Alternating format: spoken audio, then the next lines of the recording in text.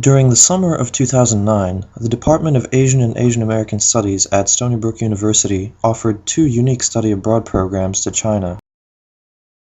The Language and Culture program took students to Shanghai, where they had the opportunity to study Mandarin Chinese while exploring the city's vibrant culture. The Ethnicity and Ecology program took students to a diverse variety of destinations in China, where they gained an appreciation for issues of ethnic identity and the environment. The Ethnicity and Ecology group was led by veteran sinologist Professor Greg Ruff. Hi, I'm Greg Ruff. I'm a sociocultural anthropologist in the Department of Asian and Asian American Studies at Stony Brook University. I'm standing here in Yangshou, southern China, in the Guangxi-Zhuang Autonomous Region. We're about 80 kilometers down the Li River from Guilin, very famous tourist site. But Yangshou is a much smaller town, still has this spectacular karst limestone topography, very characteristic of this whole region of southeastern China. What am I doing here? Well, in the summer of 2009, I had an opportunity to take a select group of Stony Brook students on a month-long study tour all throughout different parts of China, looking at the incredible ecological and ethnic diversity of this country. We've been up to areas in northern China that include the Loess Plateau, fine yellow soil.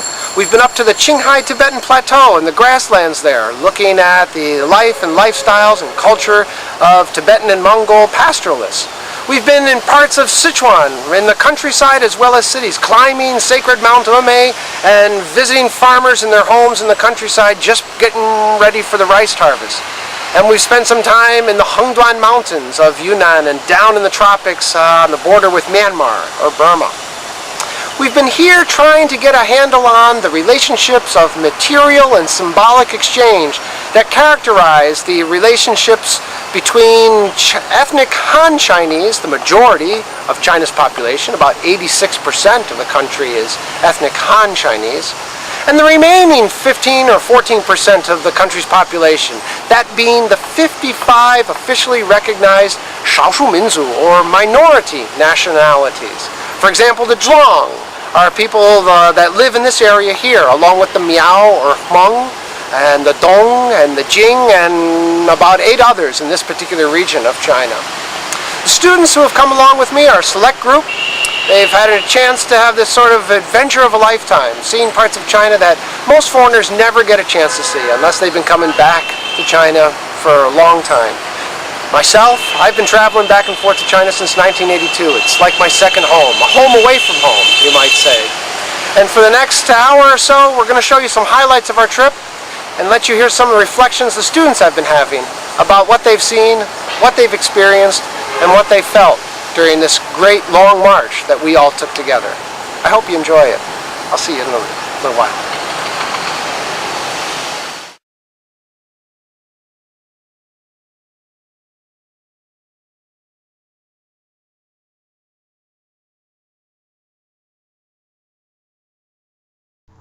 In Xi'an, the group visited the famed Terracotta Army of China's first emperor and explored the city's Muslim quarter, where a large number of Chinese Muslims make their home. Then, traveling by overnight train, the group arrived in Xining, the capital of Qinghai Province, visiting the pristine waters of Lake Qinghai, staying overnight in yurts on the Tibetan grasslands, and interacting with locals and learning about the pastoralist lifestyle. After another train ride, the group arrived in Chengdu, the capital of Sichuan Province. Here, they visited the world's largest intact stone Buddha and climbed Mount Umei, one of 4 sacred mountains in the tradition of Chinese Buddhism. The group also had the opportunity to visit Baima Township and learn about agricultural production from local farmers. This was a particularly insightful experience for the group, as Professor Ruff himself had lived in Baima Township for a number of years whilst doing research for his first book entitled Cadres and Kin, and his personal experiences in Baima gave students a unique window onto life in rural China. From Sichuan, the group flew to Yunnan, China's southernmost province. Yunnan's rainy subtropical climate makes it one of the most ecologically varied areas of China, with diverse ecological niches throughout the province. Its close proximity to Myanmar and its varied terrain have also given rise to one of the most diverse ethnic patchworks in the whole of China, with 25 of the total 55 ethnic minorities of China represented in this region. The group first visited Lijiang, climbing Jade Dragon Snow Mountain and experiencing the beauty of one of the southernmost glaciers of the Northern Hemisphere. Subsequently, the group traveled to Tongchong, where they visited a memorial for Chinese and American troops who fought side by side in defending the Burma Road, the famous supply line that sustained China during the Japanese occupation of World War II. In Railay, a town on the border with Myanmar, they visited a rainforest preserve and other ecological attractions. The last leg of the study tour took the group to Guangxi Autonomous Region, where they cruised down the Li River and took in the spectacular scenery of the limestone hills that punctuate the landscape of this region.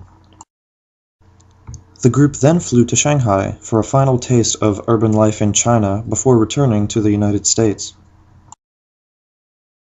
However, the study tour began in Beijing, the host city of the 2008 Olympic Games.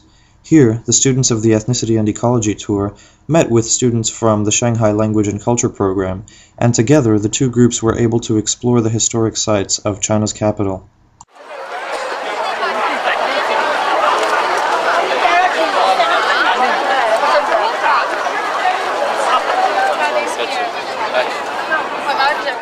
One of the first sites the students visited was the famous Tiananmen Square. Tiananmen Square is surrounded by both modern government buildings and monuments, as well as by the Forbidden City, the residence of the emperor dating back to the 14th century. The square is therefore in many ways symbolic of both the old and new China, making it a must-see for any visitor to Beijing. The square is named Tiananmen after the famous red gate on the north side of the square that marks the entrance to the Forbidden City.